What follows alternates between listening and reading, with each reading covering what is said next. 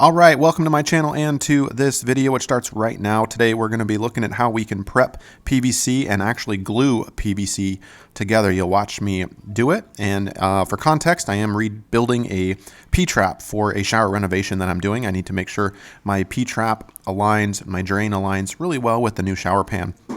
But those details are in a separate video.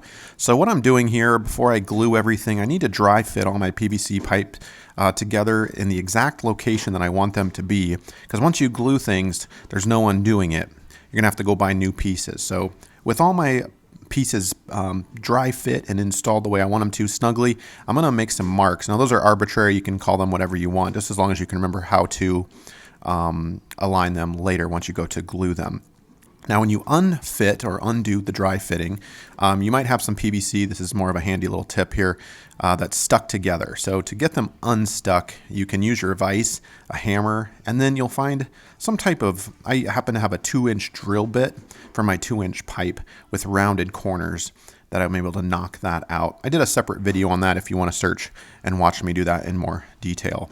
But anyway, once the pieces are dry fit and marked accordingly, you are going to want to spend some time prepping. Now, I am not a master plumber by any means, just a home, do-it-yourself home renovation guy. But I've done a couple of bathrooms and drain pieces in particular, and I've learned that you want to take a file.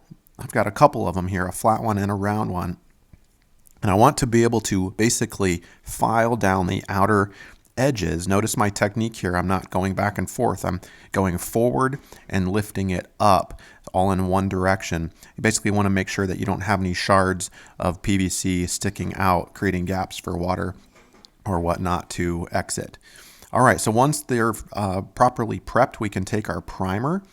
And I do wash these and let them dry thoroughly before I prime, just to get any grit, hairs, this stuff, attracts particles in the air really well.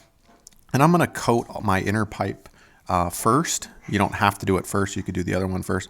But pretty liberally, I would say. You don't want things to pool up necessarily, so dry your brush out before you apply. And just do several rotations, and you want to make sure you get all the way up. It's about 3/4 of an inch up, basically, wherever your pipe is going to be fully inserted and seated. You want that to be primed, right? So go about 3/4 of the way up, and then a little, maybe another 1/8 of an inch or so. And you'll prime both liberally. Now we'll move on to the cement. And by the way, wear a mask.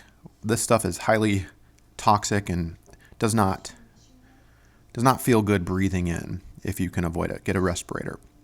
Next, we'll take some cement, and we got to act kind of quickly during this process. It does start to bond, I would say, dry out pretty quickly. So you want to act quickly. You don't have to panic though, and we'll apply it liberally, but you don't want it to puddle and pool. So you want to get all large clumps out, get it nice and smooth, and then we'll be adhering these two pieces together. Watch the form here and technique here.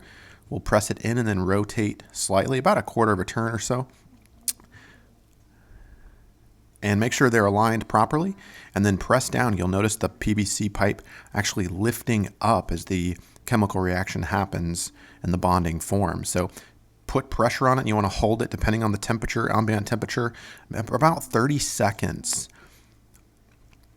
And then we should be good to go.